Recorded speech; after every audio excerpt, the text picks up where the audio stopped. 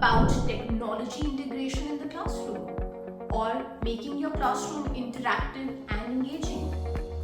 Even NEP 2023 is talking about skill-based education. It's talking about fostering critical thinking, enhancing problem-solving skills in the students. Have you got the answers to it yet? No? That's completely alright. We are here to talk about it today. We would be talking about an emerging educational trend which is called neuroscience of learning. So let's understand what is neuroscience of learning. Well, neuroscience of learning is a field which explores how brain functions or work when we learn. By understanding brain processes and its pathways, we can improve how we can teach and how we can actually improve learning experiences for students which can be more effective. Well, neuroscience of learning can really help us in exploring new educational practices and instructional strategies. There are several such strategies which is related to neuroscience, and we would be talking about them today. So the first neuroscience theory that we'll be talking about is called cognitive load. Cognitive load refers to the brain's mental effort that is required to process information for the task. As an educator, we have to be mindful that we do not overwhelm students with a lot of information at one point of time. Now, what instruction strategy that you must be using to use this? Now, imagine that you're introducing a class with a difficult or a complex concept like geometry. Now, to improve or enhance the attention span of a student and so that student can learn at their own pace, you can divide the concept of geometry into smaller modules or manageable chunks.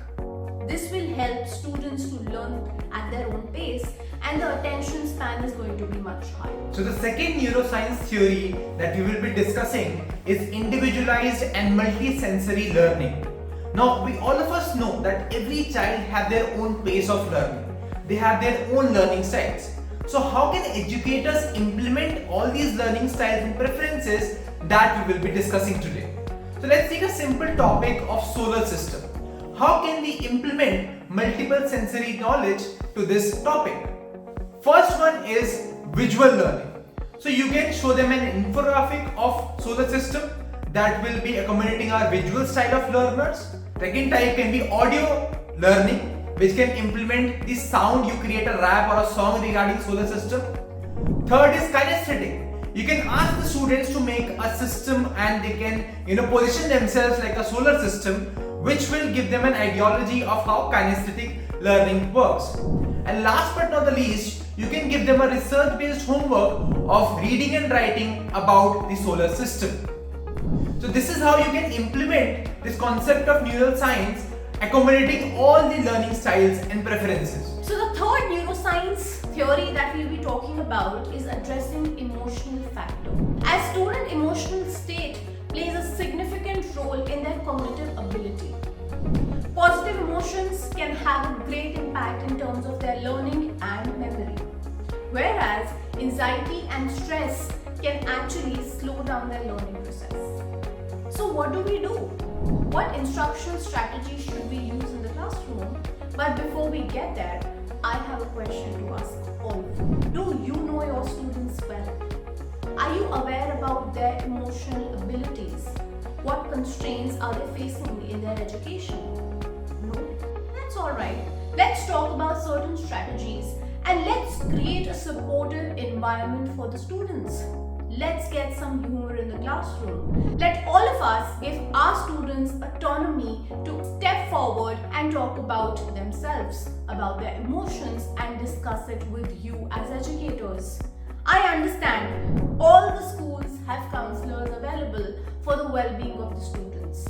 But as educators, you spend much more time than counselors with them. You are equally responsible for their mental well-being and creating a positive environment is your responsibility as well. The fourth neuroscience principle that we'll be going through is called space learning, which says that if you divide the learning into smaller spaces, it enhances retention. So I hope all of you remember, the examination days when you used to mug up things at the last moment. That created a lot of cognitive overload, which Nehal just mentioned in the first point. So how you can implement this strategy in your classroom?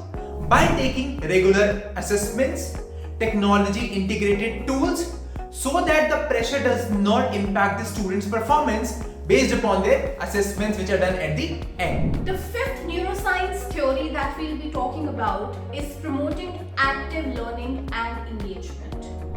The brain is more engaged when students actively participate into the learning process. Active learning can actually deepen students' understanding about the concepts, and the concept stay with them for a long duration of time. What are certain strategies, instructional strategies that you can use in your classroom? Well, it can be role plays, collaborative learning, or interactive group discussions. Now, as an English educator, instead of just reading through Shakespeare chapters and plays, you can actually engage students into role play, where they can pick on characters and then they can participate in the active learning process. This is how students can actively engage and then they can participate in the active learning process. The sixth theory of neuroscience is neuroplasticity, which discuss about the neural networks, which says that brain components are not fixed, they are flexible. It all depends on the environment which is given to them. For example, how you can implement this theory is creating a mistake-tolerant environment for your students. If you ask your student to not make mistakes at all, that will reduce their neuroplasticity level and that will not allow them to grow. On the other hand, if you treat the mistakes as a kind of learning opportunity for students, it will enhance their neuroplasticity, right? And that would reduce to a positive consequence for them.